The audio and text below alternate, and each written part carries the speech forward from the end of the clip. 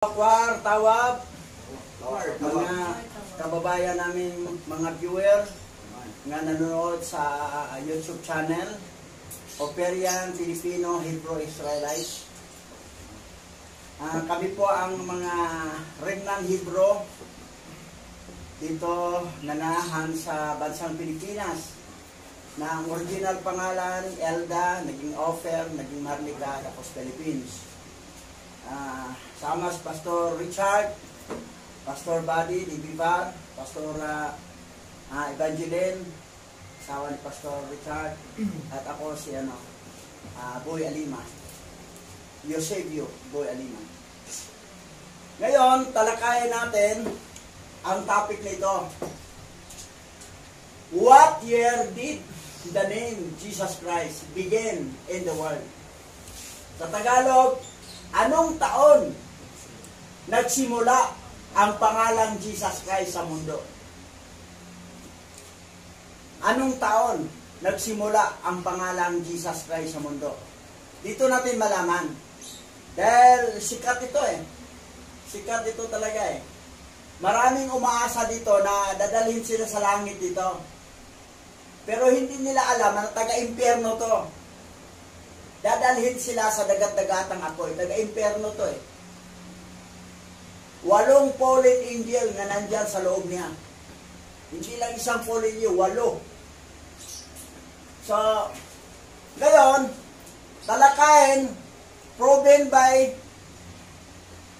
scripture and evidence, current evidence, hindi lang puro salita, mayroong ebidensya ipapakita namin na kailan nagsimula itong Jesus Christ. Kasi nakakaawa ang mga tao dito umasa sa kaligtasan. Nalinglang lang kayo sa 66 book. Yung hawak niyong Bible na 66 book, isang malaking pangliling lang. Dapat ang paniniwala natin yung original Bible Hebrew. Sabi nyo, paano maintindihan Hebrew? Mayroon na nga tayong Google Translator. Matatranslate natin sa gusto nating lingwahe. Hindi tayo umaasa na magta-translate yung ibang nagta-translate galing sa Vatican. Ito ang talakayin natin. Pero bago tayo magsimula, manalangin tayo. Opening prayer by Pastor Richard. Okay, let's pray. Sinasamba ka namin, Aba Yahawa, pinararangalan ka namin sa hapong ito, muli po aming tatalakayin ang mga aral na nagbibigay sa amin, o magbibigay sa amin ang kaliwanagan mula sa iyo, at patuloy na ikaw ang magpala sa aming lahat, at maging ang mga viewers na sumusubaybay sa programang ito. Aming Yahawa, kayo lamang ang makilala, ang tunay na layam ng buong lahi ni Adan. Pinupuri ka namin, sinasamba muli sa iyo ang papurihan sa pangalan ni Masayak Yahawa siya'y naming kapagligtas. Yaman. Yaman. So, kayo mga viewer, panoorin ninyo. Kasi ang nakataya dito, kaluluwa po ninyo. Yaman. Baka akala nyo kami ang kulto. Kami tuloy ang kulto na original Bible ginamit namin. Yung origin Bible. Pero yung salin-salin, hindi kulto. Baliktad yata Ang Bible na hawak yung 66 book ay galing sa Vatican yan. Canonized by Vatican Canon. Hindi mapagtiwalaan yung Bible na yan. Pinagluloko ang sangkatauhan. Ngayon, ang aming sinasandalan, history at higit sa lahat, original Bible. Pag original Bible, totoo, tama. Pag salin-salin na, yan ang kulto. Ang nakalagay sa nakasulat, ang dumadaan sa malapad na daan na maraming pupunta, yun ang kulto. Pero ang konti lang, makipot, yan ang tama. Ngayon, sino ngayon ang kulto? Yung marami, yung konti. Marami. Kasi maraming pupunta sa impyerno konti lang pupunta sa langit. Ngayon, kung wala kayong concern, sirado ang tainga ninyo, sirado ang mata ninyo, wala kaming pananagutan kasi nandito tayo sa huling oras para isiwalat namin ang katotohanan. Kaya lang, ang akala nyo, hindi kami katotohanan. Kasi kinagisna ninyo ang Biblia na itong pangalan. Ngayon, talakayin natin to, subaybayan ninyo, pagtyagaan ninyo, pagtiisan nyo, bigyan niyang oras para siguradong sa langit ang hantong ninyo. Hindi sa dagat-dagatang apoy. Hindi sa kangkungan. Dagat-dagatang apoy. Ito, alamin natin. Simula na tayo. Yes. Ito. Pastor Richard, ikaw ang mag-explain dito. Sige. Okay, so, salamat po, Bishop. Ayan. Dito na tayo magsisimula. Ayan. Ang pinagmulan po ng mga pangalang ito na naandito sa bandang dito ay nagmula po yan sa mga Greek god na kinikilala. 7 pagan gods ang kumakatawan sa pangalan ng naandito. Bill, basahin muna natin, no? Yung 7. Si Osiris, pangalawa si Apis, pangatlo po si Zeus, pang-4 si Dionysos, pang-5 si Helios, kasama po dito ang pang-6 si Hades o si Hades, at ang pang-7 po ay si Asclepius. 3000 BC up to 305 BC, ginawa po yung 7 katauhan ng angel na 7 pagan, ay ginawa po yan na isa na lang dito sa Greek Egyptian god named by Serapis Christus. From 305 BC up to 325 AD. Yan. From 7 fallen angel, ginawang isa na lang. Tignan mo, grabe. Ang kanilang ang tawag dito, compile, no? Mula sa 7 fallen angel, 3000 BC up to 305 BC. Pagdating ng 305 BC up to 325 AD, ginawang isa na lang ang pangalan ng 7 angel sa pangalang Serapis Christus. So from Serapis Christus, ginawa po yan na Isos Christus noong 325 AD, at yan po ay sa kapanahonan po ni Emperor Constantine. Grabe, no? From 7 angel, ginawang isa sa pangalang Serapis Christus, and gumawa sila ulit ng another name as Isus Christus. Ayan. So si Serapis, siya po ang sinasamba doon sa Egypt bilang founder ng Christianity, no? The worshipper of Serapis are called Christian, and those who are devoted. Ayan. So makikita po natin kung saan po nagmula ang Christianity at kung sino po ang founder. Ang founder ng Christianity sa Egypt ay yung pong 7 anghel na ginawang isa sa pangalan ni Serapis Christus. And another one, naggawa sila ulit sa pamamagitan ng Greek. Yan sinabi dito. Balik mo na, Bisap. Greek, no? Greek sun god. Sabi doon, search revealed that the name Jesus is linked to the Greek sun god Zeus. Yung pong pangatlo sa 7 fallen angel doon sa 7 gods, siya po ang pangalang pinagmula nito, si Zeus. Come out here my people. Yun ang sinasabi po no, si C.G. Custer. Yan. So, aking mga kababayan, kami po ay dati din po kumikilala kay Jesus. Pero nung nagkaroon tayo ng mabuksan yung ating diwa tungkol sa pagsubaybay o pag-aral sa mga bagay nito, nakita natin na from Serapis, galing sa Egypt, dinala sa Roma, nitong tao na ito ang Christianity. At doon sa panahon ni Emperor Constantine, the Council of Nicaea, doon po nabuo ang Christianity, ginawa ang Christianity, ay adapt, no? From Egypt, adopted siya from Egypt to Rome. At ginawa po siya doon na official religion ng Roma, ang Christianity na galing kay Serapis sa Egypt. The Council of Nicaea 325 AD at the Council of Nicaea under Emperor Constantine and Bishop Photius of Cordoba, Serapis Christos, the Greco-Egyptian god, became, yung po, liwanag, Isus Christos, wala pa po yung Jesus dyan. Isus pa po yan. So, the Christian God, in 1524 AD, Jesus Christus was renamed to Jesus Christ. So, ibig sabihin po, hindi po talaga yan official na kanya. May pinagmulan si Serapis Christos at nag-another name ulit dahil dyan sa tao na yan. Dahil dyan sa tao na yan. The Council of Nicaea. Yan.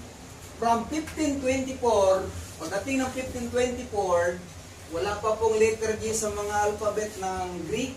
Tama ba? Greek. Lahat ng mga alphabet. Wala pang letter G. 1524, Gian Giorgio Tresino, isang Italian Renaissance grammarian, siya po ang tinawag na father of letter G. Siya po yung naglagay ng letter G sa mga alphabet. So, yan. Diyan na po naisingit niya yung letter G sa mga alphabet. Ayan. So, ito, babasa natin. Basa. Grabe. Kasibak ka. Sino ang gumawa ng unang Latin sa Biblia? Nice. Saint Jerome. Latin Vulgate. Ang Latin na pagsasalin ng Biblia na isinulat ni Saint Jerome na hiniling ni Pope Damasus noong 382 AD na ilabas ang kaayusan mula sa paglaganap ng lumang Latin na mga version na nasa sirkulasyon. Ang kanyang pagsasalin ay naging karaniwang Latin na version ng Biblia para sa kanluraning simbahan na nagsasalita ng Latin. Okay. Naisilang ang Bible na Latin noong 382 AD. Yung Latin book. Pero ang Christianity nabuo na sa Roma noong 325 AD na ang kinikilalang pangalan ay si Isus Christos na galing sa Serapis Christos. Ngayon, ang Latin, Isus Christos. Wala na yung letter O. Wala na. Wala na ang letter O. Hindi na sa Latin. Jesus Hindi Christos. na sa Greek. Latin Si na. Jerome. Saint Jerome. Ang tunay na pangalan ni Jerome ay siya po si Eusebius Sophronius Hieronymus. Hieronymus. Okay, makakita natin mamaya. Okay. So, Ang daming pangalan. nakakaya, basa. Saint Jerome pa. Latin Vulgate. Ang Latin translation noong 4th century ni Eusebius Sophronius Hieronymus na makikilala bilang Saint Jerome, ang naging official Bible ng Catholic Church. Jerome translated the Bible into Latin in 382. So, mayroon ng Bible Latin. Pag original Hebrew, Old and New Testament Hebrew, ginawang Greek noong 325 AD. Tapos, nagawa si Jerome, si Eusebius Sophronius Hieronymus noong 382 AD.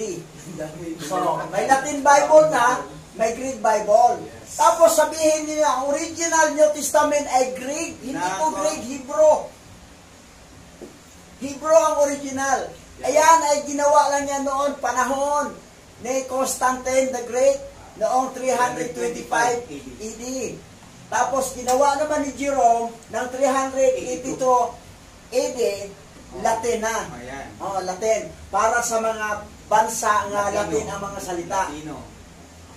So kita mo, kayong nanonood, huwag ninyo, mali kayo kung sabihin nyo na ang original New Testament ay Greek. Paano naging Greek na ang mga apostol Hebrew? Yes. Ang tagapagligtas, Hebrew. Si Lucas lang ang Greek doon. Si Lucas lang ang Greek. Pero lahat, na Peter sa lahat, puro mga Hebrew yun.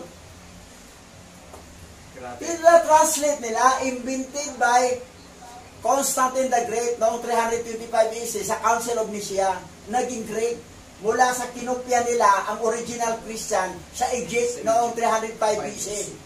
Akala nyo ang originality ng Christianity sa Roma na? Sa kayong mga born again Kristiyano? Sa Egypt po nanggaling yan. Kay Serapis Christos.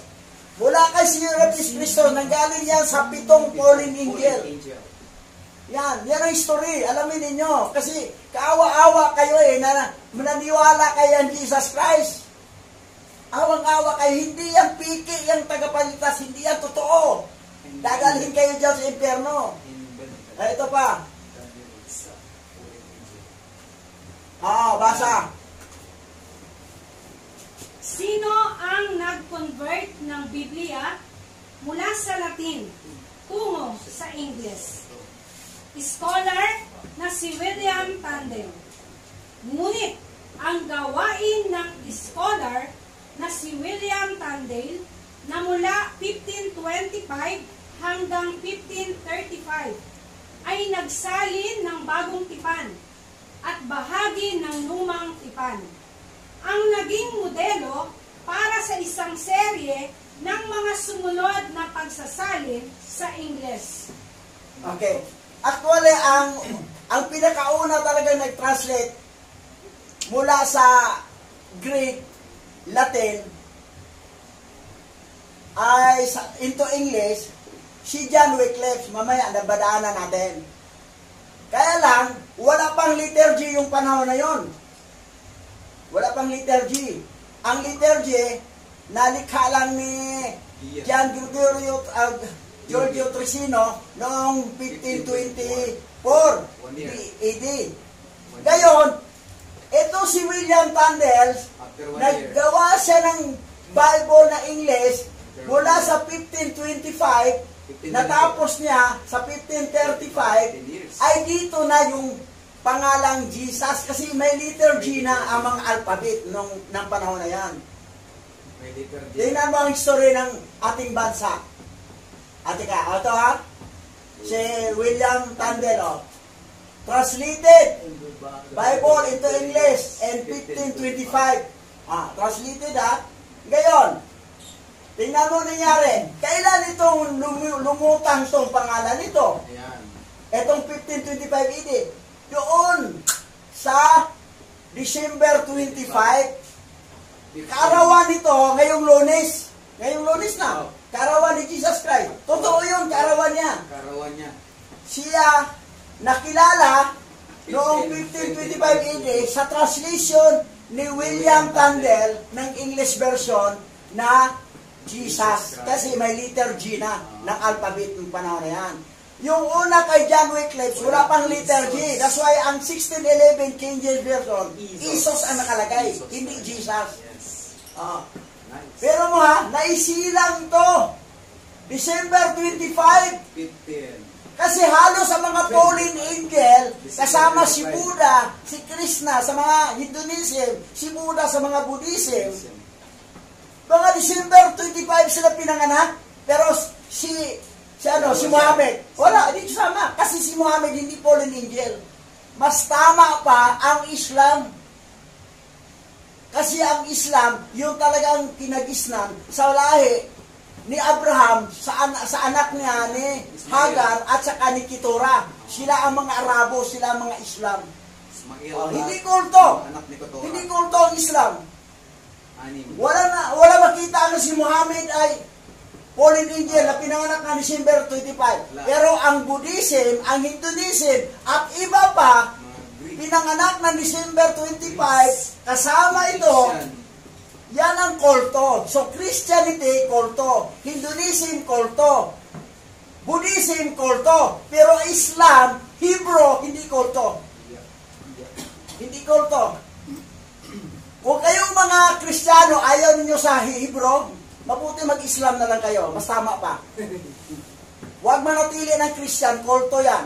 Pupunta kayo sa Hindu, lalo na. Kulto din. Sa Buddhist, ay kulto din. Ngayon, eto ha, Ngayon, ikaw na. Ikaw naman mag-explain dyan, Pastor. Ay, di ba basahin pa niya, no? Basahin mo, tapos i-explain mo. Okay. Akala ko kasi pastor na magbasa. Sino guys, dito po tayo mag-umpisa kung anong taon dinala dito ang ating Bible. Wala nang katotohanan yun. Kasi dinala ni Ferdinand Magellan, come here on March 15, 1651. In our country began the Philippines and they brought the Christian religions.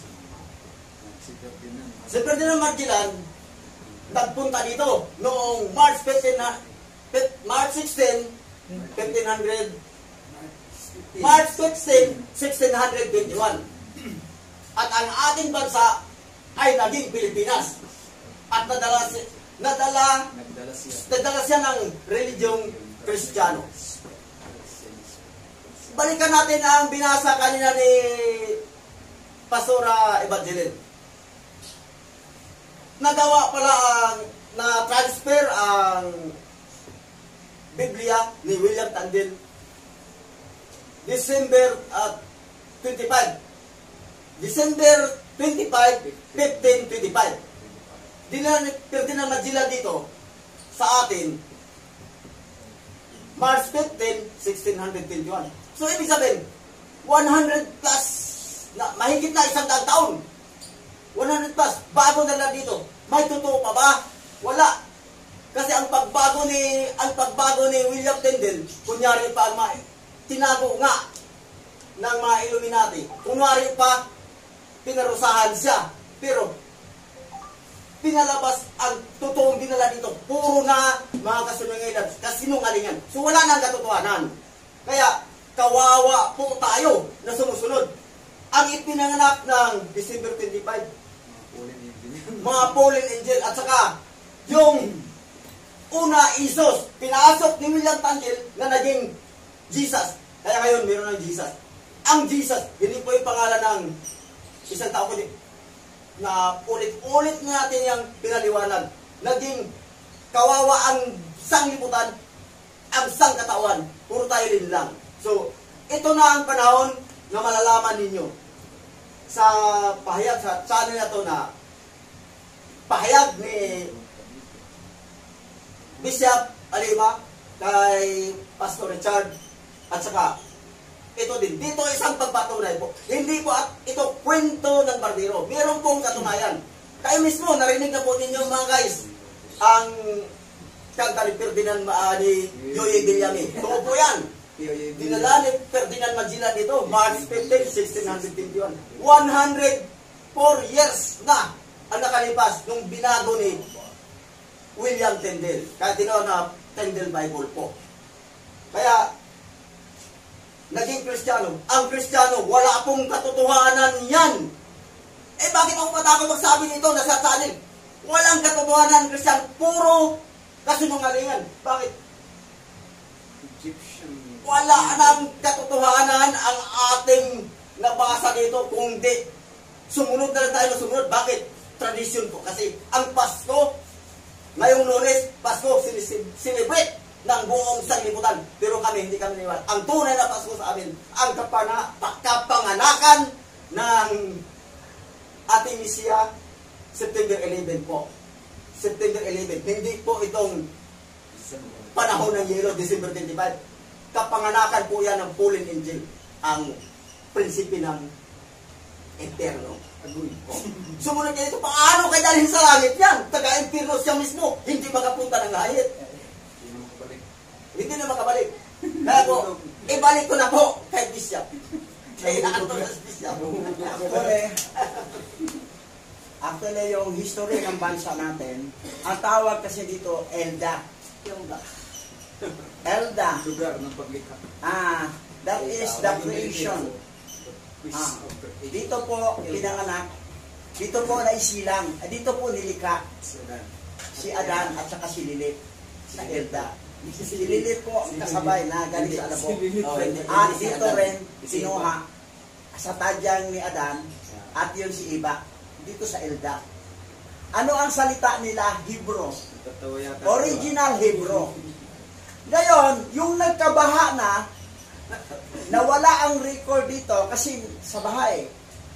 After baha, yung nagkalat ng tao, unang napunta rito yung tatlong magkapatid.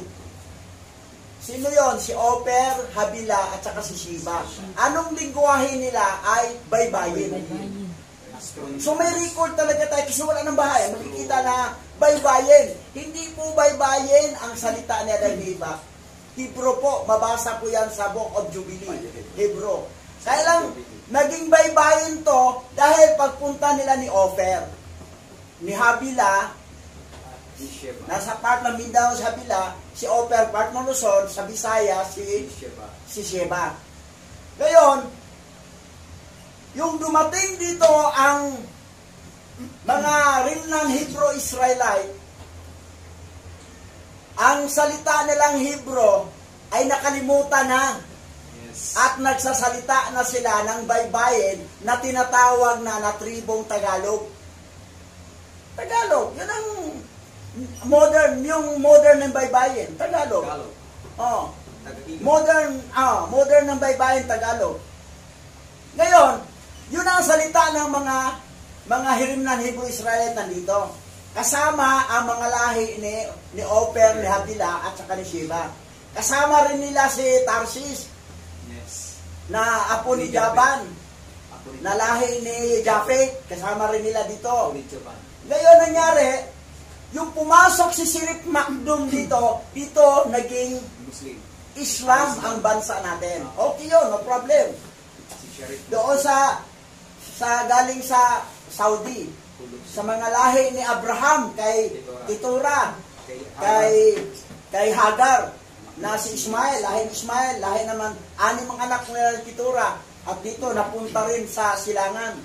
Ngayon, ang tanong dito, yung nandito na, formado na lahat Islam, ang mga Hebrew-Israel, hindi sila nagpakilala, takot nga sila din, papatayin sila eh.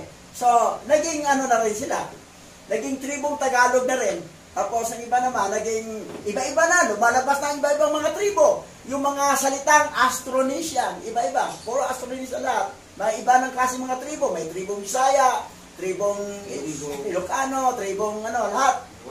Ngayon, may Waray, pero may Opay. Ngayon nangyari, noong 1621, awitin natin ha, March 15, 1621, the Philippines was discovered by Magellan. Dito pinasok ang Christianity, yung dakilang kulto. Yung pangalan, Jesus Christ daw, tagapalitan. Alam ba nyo, the biggest religion in the world, Christianity. Yun po ang kulto. Akala niyo mga bunaging Christian pastor, bishop, hindi kayo kulto. Kayo ang kulto. Mas hindi pa kulto ang Islam. Ako sa inyo, kung ayaw nyo mag-Hebrew-Israel, kasi wala kayong dugo na Hebrew-Israel rimnan, mag-Islam na lang kayo. Mas tama pa. Para mapunta naman kayo sa langit. Pag Christianity, Kristiyano, eto si Jesus Christ, prinsipi ng imperno yan, doon kayo dadalhin. Kita yung may So nakakaawa talaga, nakakaawa kayo. Nakakaawa. Awang-awa kami sa inyo. Kaya lang, patawa-tawa lang kayo para akala nyo, ay, kayo naman ang kulto. Kulto ba original Bible ginamit namin? Kami na tuloy ang kulto, original Bible ginamit namin. Sa inyo, salin-salin galing sa Vatican, na 66 mo. Ngayon, sino ngayon ang kulto? Ay, tuloy natin. Ngayon, yung ginawa ng Bible ni William Tyndale noong nagsimula noong 1525 AD, natapos niya yung 1536 35 AD. Ito ang pangalan, Jesus na ginamit. Kasi may liturgy na. Yung 1524 na founder of liturgy, the father of liturgy, si Georgian Tresino, Georgian Tresino, eto na. Ngayon, nangyari. Ano ba ang nakalagay sa original? Ha? Original Bible to. Ito original. Hebrew. Ano basahin niyan? Yahweh Shai. Yahweh Shai. Matthew ha, Matthew chapter 1 verse 21. O, paano ko basahin? Basahin mo, Pastora. Matthew chapter 1, verse 21. At nanganak siya ng isang lalaki, at tinawag ang kanyang pangalan na Yahweh Shai, dahil ililigtas niya ang kanyang bayan sa kanilang mga kasalanan. Oh, original to ha. Kami natuloy ang kulto, original Bible ha, translated Hebrew, translator. Na-translate sa Hebrew yun, tinamit sa Tagalog. Ito naman, translate sa English. Oh, and she gave birth to a son, and called his name Yahweh Shai, because he will save his people from their sin. Matthew chapter 1 verse 21. Yahweh Shai po ang nakasulat sa original Hebrew Bible. Hindi po Jesus Christ na sa King James 1611 ay Isos. Kayong natitiwala sa 1611, kayong mga Hebrew Israelite na sa Amerika, maling-mali kayo. Maling-mali kayo. Dumamot, sumasandal kayo sa King James 1611, Isos. Dapat matuto kayong magta-translate Hebrew. Ano pa? Tingnan mo. Yeah. Ang Serapis Christos become Jesus Christ. Ano to? Invented. Galing dito. Hindi to original eh. Comparison natin ngayon sa original, yung Savior. Ayan. Sumikat ang Jesus Christ noong 1769. Dito na sa sumikat kilala. Pero siya ay pinanganak dahil sa pagsalin ni William Tyndale, ito English version from Latin ni Jerome, Isos, ay December 25, 1525. Kaarawan ni Jesus Christ siya yung Lunes. Kaarawan ng fallen angel Shitan. 8 fallen angel sa loob ng mamang ito. Pero ang kanyang personality ay si Cesare Borgia. Cesare Borgia. Anak ni Pope Alexander. Yan. Gayon, si Yahweh Shai, noong 3 BC up to 70 AD. Bakit 70 AD na siya? Nawala na siya. Yahweh Shai was born on September 11, 3 BC. Alam mo ba ang September 11? Puro mga tragedy nangyari. Mga tragedy, yung Twin Tower, lahat, yung mga hijack na puro September 11, puro mga tragedy. Pero pag December 25, aba ang saya ng tao. Kumikikita pa mga labi, mga bituin, mga star, mga fallen angel yan. Purong-puno So, ng light sa nakakaawa talaga, linglang kayo. Ako sa inyo, mag-Muslim na lang kayo. Mag-Islam na lang kayo, mas tama pa. Mas tama ginawa ni Robin Padilla from Jehovah Witness to Islam. Yeah. Tama pa si Robin Padilla. Pero pag mamatay kay Christianity, Jesus Christ, dagat-dagatang apoy. Kung hindi kayo mag-Hebrew Israelite, kasi wala kayong dugong Hebrew Israelite, hindi tulad sa amin, remnant kami, Islam na lang kayo. Kasi manatili kayong Christian, nakakaawa ang kaluluwan nyo. Tama. Ayan. Basa. Ano ang pangalan ni Jesus sa Latin? Ang Jesus ay isang panlalaking ibinigay na pangalan na nagmula sa Isos. Isos sa classical Latin. Ang sinaunang Griego na anyo ng Hebrew na pangalang Yeshua. Dahil ang mga ugat nito ay nasa pangalang issue na sa Aramaic at Yeshua sa Hebrew. Ito ay nauugnay sa pinagmulan na pangalan sa Biblia, Joshua. Nauugnay. Yahweh Shai? Dito, Yahweh Shai. Okay. Kaya maturuan tayo magbasa dito. Okay. Yahweh Shai. Ang akala kasi na iba, ang English ng Yahweh Shai, Jesus Christ, no? Joshua po ang English ng Yahweh Shai. Ipoprove natin yan. Ginawa ng modern ng Yeshua. Modern Hebrew. Titingnan natin. Eto Dito ako kumuha ng translation, no? Hebrew, English, Bible. Dito ako kumuha. Old and New Testamento, Tingnan mo ang Book of Joshua. Basahin mo. Yahawashai. Ang Genesis, Barasayat. Ang Exodo, Shamawat. Ang Levitico, Yakwara. Tapos ang Numbers, Bamadabar. Tapos ang Deuteronomy, Dabarayam. Pagdating ng Joshua, sa Bible Joshua, Yahawashai po. Ano ba ang Hebrew ng Joshua? Yahawashai. Ang English, Joshua. Ngayon, tingnan natin. Ang Joshua chapter 1 verse 1. Joshua, Yahawashai. Now, after the death of Moses, Masha, sa Hebrew, the servant of the Yahweh, it came to pass that the Yahweh speak unto Joshua, Yahawashai, the son of Nun, Moses, Masha, minister saying. So yan po. Ang English ng Yahawashai ay Joshua. Hindi po Jesus Christ. Sabi niya yung Yahawashai inyo, Jesus Christ naman. Anong Jesus Christ? Yahawashai yan. Ngayon, tingnan natin sa alphabet ha. Ito yung alphabet. Original alphabet ha. Tingnan mo. Ya. Ha. Wa. Siya. Ay. Yahawashai. Yahawashai po ang original na Savior. Ngayon, tingnan mo paano nila tinurap ang Bible. Sa Hebrew chapter 4, verse 8, basahin mo, Yahawashai yan ha. Pero ginawa lang Jesus. Pero mo, pinagluloko. Jesus? Ano yung Jesus yan? Yahawashai yun, no? Isa-isa na natin sa alphabet. Original form, Yahawashai, ginawa lang Joshua. Tapos, disorder nila, Yeshua. The Greek name, Isos, is transliteration of Yeshua. Yeshua is the modern Hebrew.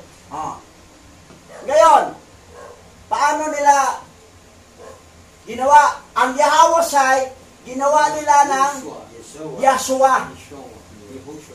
Tapos, Yehoshua. Tapos, ginawang Yeshua sa modern. Tapos, Isos sa Greek. Sa Latin, Isos, tinanggal ng O. Tapos, mayroon ng letter G. Pagdating ng 1524, ni Gian Giorgio Teresino, paggawa ni William Tyndale ng 1525, ito na, G na siya. Invented. After 1 year. Ngayon, tingnan natin ha. Yahawashai yan ha. Ginawaan nila ng vowel sound. Kasi binago nila ang alphabet, ginawa lang modern. Ano nangyari yan? Ito yon ay Shiba. Ito ay Chorek. Ito ay Kubot. Ito ay Patak. Basahin niyan, Yehoshua. Yahshua. Ayan ang Patak. Yan. Ngayon, Modern Hebrew. ang modern Hebrew sound, nawala na ang alphabet na letter A, vowel sound, puro na konsonan. Basahin mo, Pastor.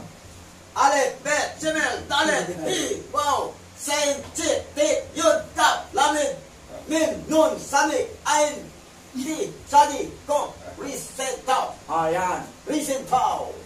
Pero mo ha, nawala na ang vowel sound.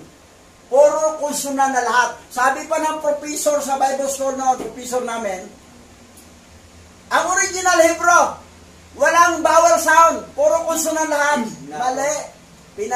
Nadala kayo sa mga panluloko ng Vatican. Nalinlang. Tingnan natin ha, tingnan. Ato ha, original Hebrew sound. Original ha. Basa, Pastor. Ito si Abagada to Abagada hawa sa katay kalamana sa ay patasa kuwara sa ta. Yan. May kasamang vowel sound. Abagada. Yung ginawa ng modern, alif, bit, simil, dalit, wala na, puro na lang konsonan. Hindi na maging sound, vowels ang bawat litra. A at saka I lang ang vowels dalawa. Walang O, walang U. Walang E. Walang E. Ay lang, meron. A lang saka I. Ang original. Kita mo paano nila pinagluloko ang sangkatawan? Kung hindi tayo nag-research, inalam, Dagdagan natin. pati mga professor ng Bible School, hindi rin nag-research, wala rin alam, nagtuturo ng mali. Modern Hebrew po ang sinabi ninyo, hindi yan modern, hindi yan original. Ang original ay kapareho rin kahit tulad sa baybayin na may kasama ng vowels. Abaka, gahama na ng para sa tawaya. Yung ginawa ng Tagalog alphabet, may sound na ano, A-I-O, abagadai, gahi, laman o, para sa tawaya. Mayroon ng A-I-O. Pero ang original baybayin, wala, pareho yan sa original Hebrew. Ngayon, ang nangyayari, pansinin mo ha, Yahawa siya, may kasama na, Yahawa siya. may kasama. Ngayon, pag inalis nila yan, lagyan na lang sa O na E, O, Yehoshua. lumabas ang titagramato na YSWH kasi modern. Galing sa Yod, Hi, Waw, Hi. Ano yun? Yahawaha yan. Yahawaha. Hindi yun YHWH original. Ang original, Yahawaha. Kaya lang, ang role kasi ng Paleo Hebrew, ang last vowel sound ay silent. That's why, Yahawa. Hindi na basa Yahawaha. Pero pag magamit ay YHWH, ang kalalabasan dyan, Yahweh. Ang YHWH, si Yahweh po yun. Fallen angel pa rin. Tapos, ginawa ng pangalawang modern na alif, bit, simil, dalit. Hindi na wow, kundi bab na. Alif, bit, simil, dalit, hibab, sinke, para lalabas yung Yehovah.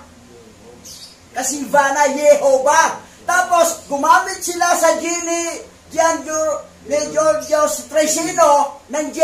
So, ang Yehovah, naging Jehovah. Ngayon, pangatlong modern, ang alif, bit, simil, dalit, hindi na wow, hindi na ba, kundi yuna. Alif, bit, simil, dalit, hi, yu, sintit, tisukab, lamin, minyo, samit, aypit, sa dito, presentaw. Ang yuna, so lumabas ang Yahuwah. Kayong mga masayanik na mga Yahuwah group, pangatlong modern yan, na alphabet. Pangatlo, ang Yahweh, unang modern. Ang Yehovah, pangalawang modern. Ang Yahuwah, pangatlong modern. Ang original, Yahawa po. Ang titagramato niya ay Yahawaha. Hindi po YHWH na Yud Hiwawhe. That's why mali-mali turo ni Soriano. Maling-mali. Hindi rin nag-aral sa original. Gaya-gaya po tumaya lang yan. Ngayon, ito. Magbibistuhan tayo sa katotohanan nito. Yan. Paano nila binago ha? Ito yun ha. Paleo Hebrew. Yahawashai. Ginawa ng modern Yeshua. Tingnan mo yung ha, tinanggal. Wala nang ha dito. Tapos, itong wa at saka siya, pinagpalit. Ito, dilipat na dito. Ito, dilipat dito. Yan na, wala nang ha. So, basahin yan ay Yeshua na, hindi na Yahawashai. Pag Yeshua, pag i-Greek mo siya, ay Isos. Pag sa Latin, Isos. Pag English mo, Jesus. Kita mo? Pinalabas lang. Sinimbinto. Evolution. Nag-evolve. Tingnan mo ha. Nangyari ha. Ito na ha. Nawala na ang ha. Tapos ito, gilipat na dito. Dito yung nakapwisto eh. Ito naman, dito, gilipat dito. Para lalabas, ito, anong tawag dito? Ay cherry. Tapos ito ay churok. Tapos ito ay patak. Ngayon, nalabas dito ay Yeshua. Yeshua, modern Hebrew. Yung mga nakatirang Hebrew Israel na mga Edomite sa Israel ngayon, yan ang paniniwala nila. Ayaw nila sa Jesus Christ. Pero Yeshua sila. Eh, ang Yeshua, pag i-Greek mo, Isos. Pag i-Latin mo, Isos. Pag i-English mo, Jesus. Oh, Jesus pa rin. Pag pumasok ka, maniwala ka Yeshua, di same lang yan sa Jesus Christ, Jesus. Wala pa rin malay-malay itong mga Peking Hebrew Israelite sa panindigan na sila daw totoong mga Jewish, mga Jew, mga Hudyo. Hindi kayo ang totoo, Peking kayo. Peking kayo. Ginawawa pa ninyo ang mga Palestinian. Dinurog nyo ang Gaza. Nangangagaw, hindi kayo totoong Hebrew Israelite na tribe of Judah. Mga Piti, mga Idumasi, lahi kayo ni Esau na ang tatay nyo, ang pinakatatay nyo si Mastima, isang fallen angel. Yan ang katotohanan. Ngayon, tingnan natin ang Yahweh Shai, What does the Bible, what does the Hebrew name Yahweh Shai means? Ano ba talaga ang Yahweh Shai? Sa talagang meaning niya sa Hebrew. According to a user from United Kingdom, the name Yahweh Shai is of Hebrew origin. Hebrew origin, original. Hindi local. Hindi yan. Hebrew origin ng Yahweh Shai. Hindi translated ng And means Yahweh is salvation. Sino si Yahweh? Siya po si Yahweh ang tagapagligtas. Si Yahweh ang nagkatawang tao. Nagsid ng blood sa Golgotha para ang lahat ng pinili before the foundation of the world, mga Hebrew Israelite remnant at mga hintil na mga elect ay magkaroon ng katubusan. Ang kasalanan sa karaan at sa kalukuyan at sa darating burado lahat by the blood of Messiah Yahweh Shai na si Yahweh nagkatawang tao. Hindi siya galing sa high-ranking angel. Yung iba masyanig, high-ranking angel, paano nag-high? Mas mataas tayo sa mga angel. Kasi gano'n na lang inggit ng mga angel sa atin na naging fallen angel sila kasi nainggit sila sa tao. Si Yahweh siya po si Yahweh nga tagapagligtas. Yahweh is salvation. Yan ang katotohanan. Ngayon, ito, basa.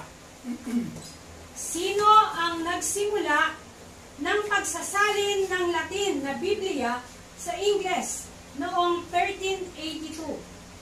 Tinatawag na bituin sa umaga ng Reformasyon, si John Wycliffe, ang responsable para sa unang makabuluhang pagsasalin ng banal na kasulatan sa Ingles. Isinilang noong mga 1330. Ginugol ni Wycliffe ang marami sa kanyang mga taon sa pakikipagtalo laban sa mga turo ng simbahang Romano-Katoliko na pinaniniwalaan niyang salungat sa Biblia. Ang unang nag-translate talaga from Greek o Latin sa English, si John Wycliffe, hindi si William Tyndale. Pangalawa lang si William Tyndale. Si John Wycliffe. Kaya lang, yung paggawa na sa pangalan, wala pang liturgy nung panahon na yon, ay ginawa ng Isos. That's why ang King James 1611 ay ang nakasulat, ito nagpatawag si Haring King James sa England ng mga scholar para i-translate yung English version ni John Wycliffe at atawag na doon King James Version Bible by 1611. Tingnan mo, walang liturgy. That's why Isos ang nakalagay, Isos. Kasi doon nila kinopya kay John Wycliffe. Kung kinopya nila galing kay William Tyndale, Jesus na. Yung King James na kasunod na, galing na kay William Tyndale. That's why Jesus na nakalagay. Pero, etong 1611 King James, doon kay John Wycliffe, ay Isos nakalagay. Kasi wala pang liturgy panahon ni John Wycliffe. Kita mo, yan ang story. Ngayon,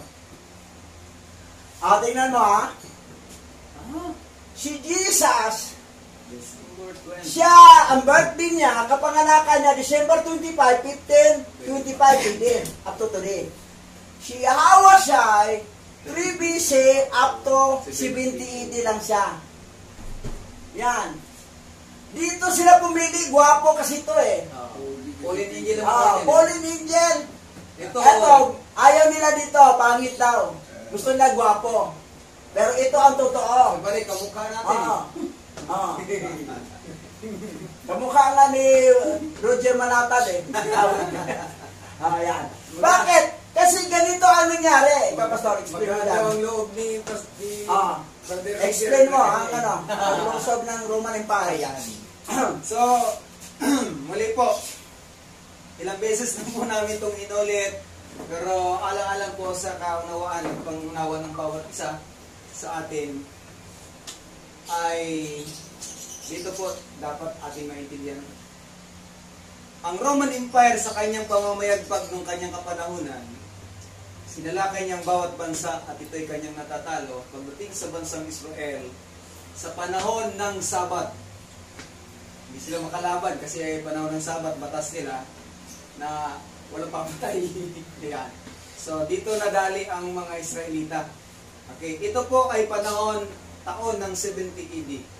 Ayon po sa mga tala ng kasaysayan, yung Yahawashai sa original version ng Paleo-Hebrew Bible na ang kabuuang Bible ng Hebrew is 777 books. Noong 70 AD na andyan pa sa Israel po, sa Jerusalem. Pero nung sinalakay po sila ng Roman Empire, lahat po ng mga ginto, kayamanan ng Israel, at kasama po ang Bible, na ayon po sa mga kasaysayan, 4 na tao ang nagbuhat, ganun kalaki, no? Bigat. Tapos, cover to cover, pinalamutian ito ng mga mahalagang bato at may mga ginto siya na mga nakadikit. Ganun kaganda ang Hebrew Bible na 777 books.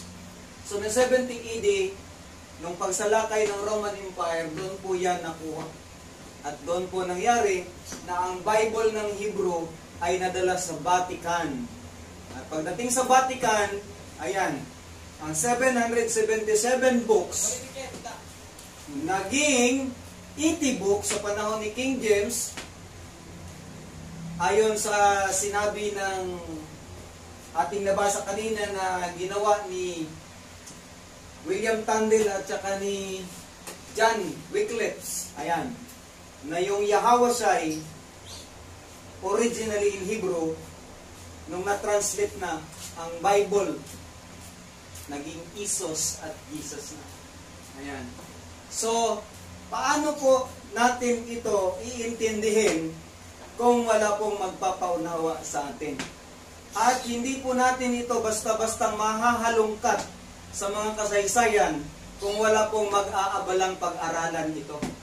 At wala din naman pong pwedeng makatunton ng katotohanan ito kung hindi loobin ng ating Creator. Dahil hindi nanasain at hindi papayagan ng ating may likha na mananampalataya tayo sa liko. Kapag ikaw ay tumanggap sa maling mensahe, paniniwalaan mo to hanggang sa ikaw ay mamatay, maling mensahe. So ngayon may pumukaw na sa atin. May tumutuwid na sa ating mga tinanggap na hindi natin pinag-aralan, basta na lang natin tinanggap nung dumating dito. At pasalamat tayo kay Abba Yahweh dahil ito po ang kanyang kalooban, na muling maibabalik ang kanyang dignidad na nawala. At ang original Hebrew ay muling malaman ng mga remnant. At ang tunay na pangalang nagligtas bilang tagapagligtas ng buong angkan ng Hebrew Israelites at ng lahi ni Adan, na ang pangalan ay bilang creator ay Yahweh at nagkatawang tao Yahawashai, na nakasulat sa original Paleo Hebrew na 777 books. Pero nung 70 AD nang makuha ang Bible na yan at dinala sa Vatican ng Roman Empire at kanilang kinanonize, binago, kanila po itong dinuktor. Yung Yahawashai na tagapagligtas, ginawang Isos at Jesus. Yan po yung mga peking Savior. Yung Yahweh as Creator, ginawang Yahweh, Jehovah, Lord, at Diyos, Panginoon. So yan po ang kasaysayan. So kung hindi po tayo babalik sa original, mamamatay po tayo bilang mga remnant ng Israel na walang alam tungkol kay Abba Yahweh. Pero pasalamat tayo, pinupuri ko si Abba Yahweh dahil sa kanya pong Espiritu, nalaman po natin ang katotohanan. At purihin ang Abba Yahweh dahil meron siyang mga piniling tao upang pag-aralan at mag-abala. No? Ibig sabihin, magsayang ng oras para tingnan ang kasaysayan at hingin kay Abba Yahweh matuklasan ang katotohanan. At mga remnant na nagkalat sa apat na sulok ng daigdig, si Yahweh po ang tunay na creator at si Yahweh siya yung siya'y magkatawang tao. So lahat po ng mga others version ng 777 books na Bible na Hebrew ay wala na ibang truth diyan. Ang nag-iisang katotohanan ang 777 books ng Bible. Okay, basahin mo, Sarah. Mayroong 777 aklat ng Biblia. Mayroon lamang tayong 66 sa kanila, habang 711 ang nawawala. Grabe. Nakuha ng mga puting sombrero ang lahat ng ito sa basement ng Vatican, kasama ang 650 kargamento ng eroplano ng ninakaw na ginto at mahahalagang artifact. Malalaman natin sa lalong madaling panahon kung ano ang itinatago sa atin ng lahat ng katotohanan. Nakaw pa, pati ginto, galing sa Oper. Yan. Una, ninakaw ni King Nebuchadnezzar, nilosob ang Israel. Ngayon may natira pa, tinapos, ninakaw ng Roman Empire. Kasama ng original Bible na 777 na aklat ng Biblia. Tinago nila ang 711, tinawag nila Apocrypha. Apocryphal book. Ibig sabihin na po rin, nakatagong aklat. Kasi gusto nila, ito lang lalabas. Pero yung una, ang King James 1611, 80 books. Tapos gumawa sila para sa Roman Catholic 73. Tapos para sa kalahatan na talaga, sa buong mundo, 66.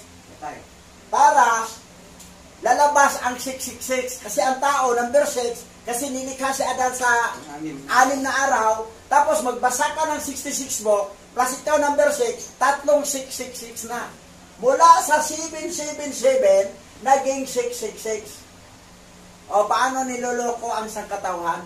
Kayong mga pastor, mga bishop ng born again Christian, kampante na kayo sa 66 book, hindi na kayo mag-research, mamatay kayo sa kamatayan nga nasa loob ng pangliling lang. Nasa kultong simbahan, sa kultong panampalataya. Sabi nyo, hindi na kami kasi wala naman kaming idolatry. Why idolatry? May cross kayo, tapos lagyan pa yung tila. Ang tila, ahas po yun. Ang cross ay fallen angel. Yung Jesus Christ, tinatawag nyo, 8 fallen angel na sa loob ng katauhan niya. 8. Yan. So, nakakaawa. Awang-awa kami sa inyo, pero sabihin nyo, kayo mga antikristo kayo. Wala pong antikristo nakalagay sa original Bible. Anti-Mashiach. Yes. Ginawa ng antikristo yon dito sa Bible ng Vatican para kami magmukhang kontrabida. Ang bida magmukhang kontrabida, pero ang kontrabida magmukhang bida. Pag natuklasan na. Tama. Yan ang nangyayari. Wala pong antikristo sa original Bible. Anti-Mashiach Yahweh. Sino bang anti-Mashiach Yahweh? Kayong hindi naniwala sa original Bible nga anti-Mashiach Yahweh. Yun nakasulat, anti-Mashiach Yahweh. Hindi antikristo. So mag-research kayo. Tingnan nyo original Bible. May antikristo ba nakalagay doon? Anti-Christ? Wala. Anti-Mashiach Yahweh. Yan. Ngayon, kung maniwala kayo dyan sa 66 book, mamatay kayo sa linglang, at ang kinikilala niyong Jesus Christ na 8 fallen angel sa katauhan niya, Invento. dadalhin kayo sa dagat-dagatang apoy. Nakakaawa. Pero kayo, patawa-tawa lang kayo, mga kulto kayo, mga bago lang kayo, sumibol, mga kulto. Anong ba? Sumibol, to original Hebrew, Kaya lang lumabas kami ng bago kasi may Google Translator na. Nakakatulong ang Google Translator na matranslate ang original Hebrew Bible sa lingwaheng gusto mo. Tama. Hindi tayo umaasa sa translation na gawa ng Vatican Canon Law. Yes. Na dinoktor nila. Nililing lang. Tuloy pa natin. O, yan. Ano to? Pauline Angel to. Kilala yung sino to? Si Baphomet yan, si Baphomet. Pauline Angel yan. Ito, Pauline Angel. Ayan. Ito. Sakyan natin ang Greek Bible, ha? Greek yan, ha? 13. Greek na to, ha? Sa Revelation 13:18, ano nakalagay? Kailangan dito ang karunungan, maaring malaman ng sinumang matalino ang kahulugan ng bilang simbol na halimaw, sapagkat ito'y bilang ng simbol ng isang tao at ang bilang ay 666. Ano ba yan ang 666? Sa Greek ay Chi Sigma. Ano ba yan Chi Sigma? Chi Sigma sa Gematria ay ang Chi 600. PC 60 ang sigma ay 6 o 666. 666. 666. Yung ganon. Yung ganon kayo. 666 po yan. Kisi sigma, Kisi sigma. Bakit lagi nakaganyan kasi ang daliri yan? Kasi Sabihin nyo, 666. hindi naman kayo marunong sa Kisi-sigma. alphabet ng Greek. Pati yung Mary, ganyan din. Alam namin yan eh. Alpha, beta, gamma, delta, epsilon, zeta, theta, iota, kappa, lambda, mon, rho, si, tau, epsilon, pi, sigma, omega. Na, sa kanila pala nagmula yung alpha omega. Yung alpha, omega. Hindi pala Greek dapat, yan. hindi pala dapat natin sinasabing siya Oo. alpha and omega.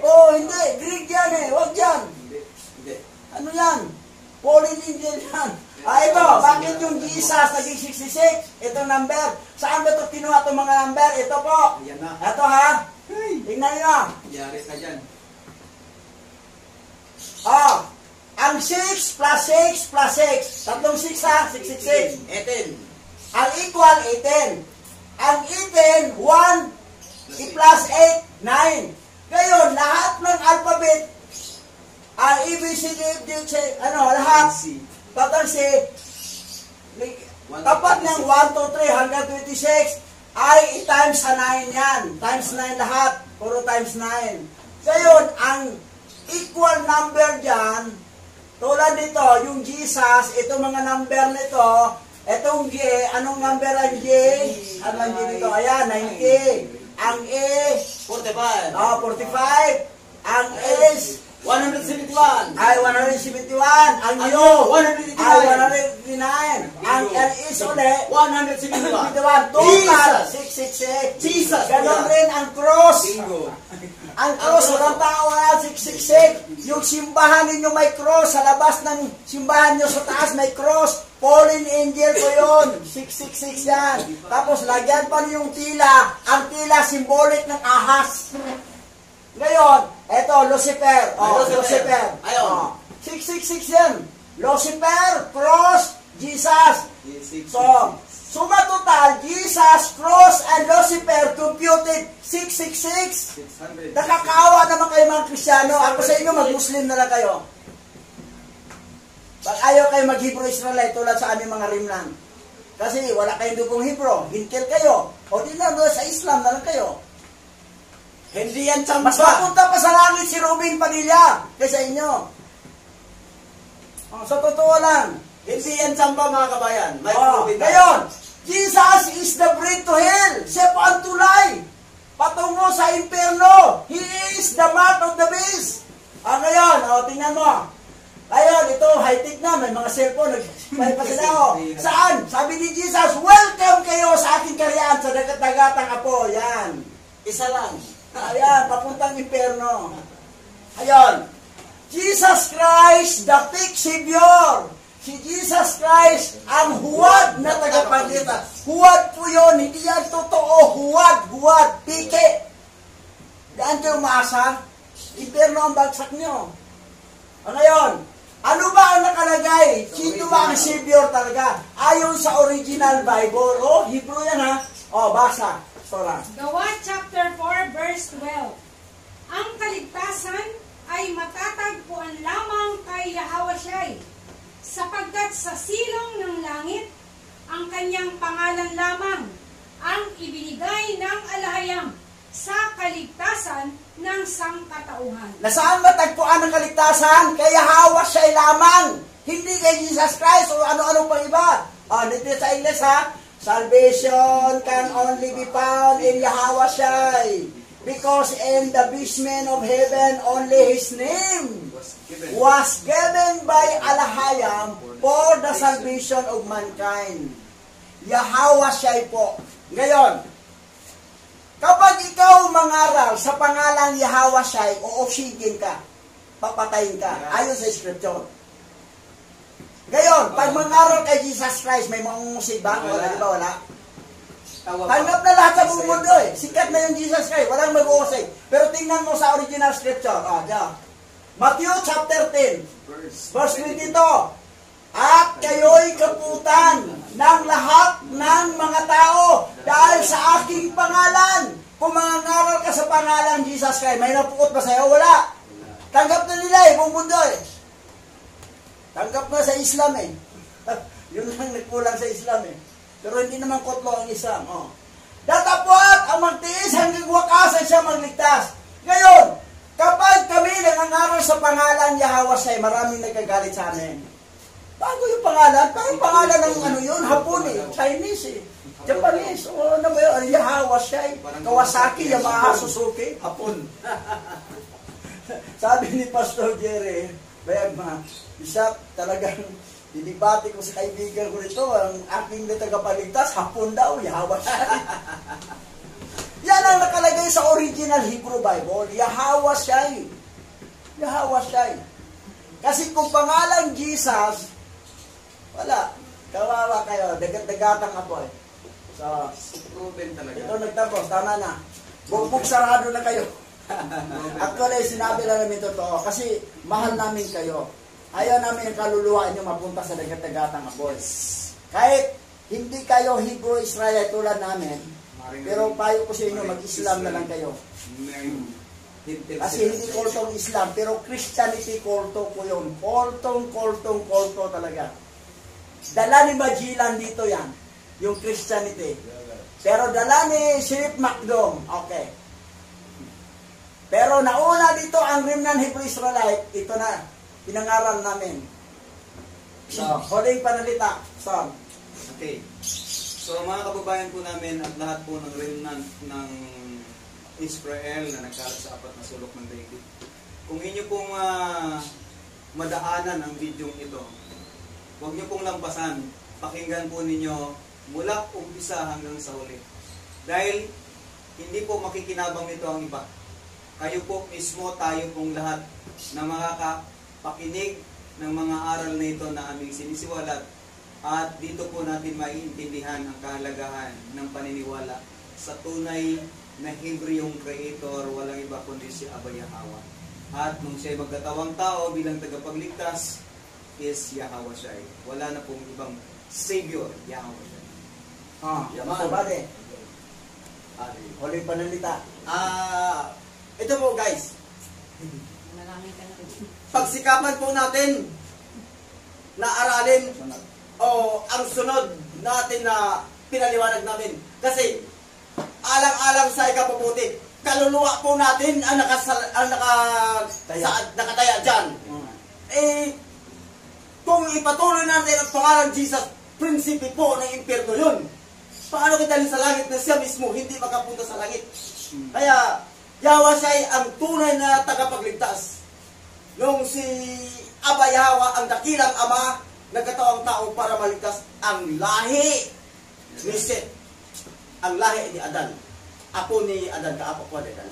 Okay po, ibalik ko na po kay Huling panalita.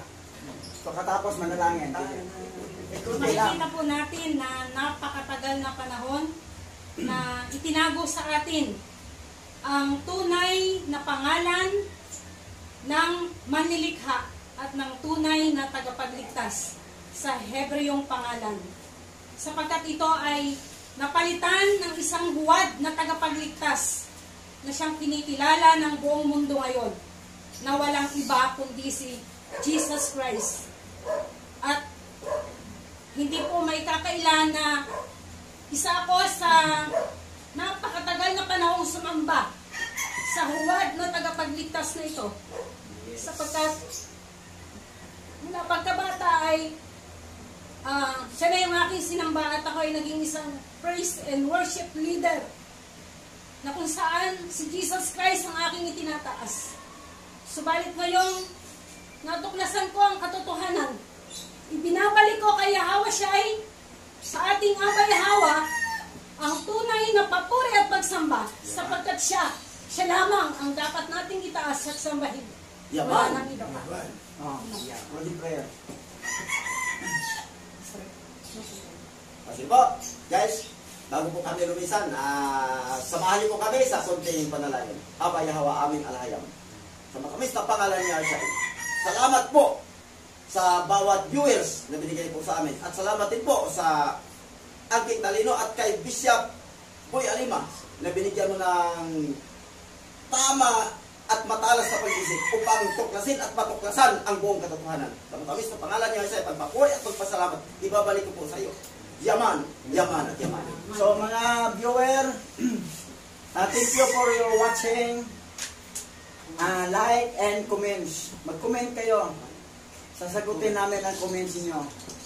Tapos, don't forget, subscribe sa ating channel, Operian Pilipinos Hebrew Israelite. So, yan po ang ating, nais namin lahat makarinig dito, buong mundo. Isasali naman nila sa version ng English sa iba. Tagalog to, pero isasalin na sa iba para maintindihan yung iba. May translator lang kasi tayo, high-tech na na kahit sa Tagalog yung salita namin, isalin nila, English na mapakinggan nila. So, maintindihan buong mundo. Kasi ito na kasi, titipunin na ang nawawalang tupa sa sambayanan ng Israel. At malantad na ang kalukuhan ng Vatican. Yung Church of Satan na ang branch niya, daughter church niya, ang mga born again Christian. Daughter church po ng Church of Satan. Daughter church ng Church of Satan ang mga born again Christian. Kawawa, talaga kawawa. Naawang-awa kami sa inyo. Tandaan ninyo, kaluluwa po ang nakataya natin dito. So, makinig kayo, subscribe kayo, magtanong kayo para maintindihan ninyo, bigyan yung panahon. Dahil sabi ko, kung may gusto, maraming paraan, ayaw, maraming dahilan. So, alang-alang po sa kaluluwa natin. So, be blessed and shalom. Bye-bye.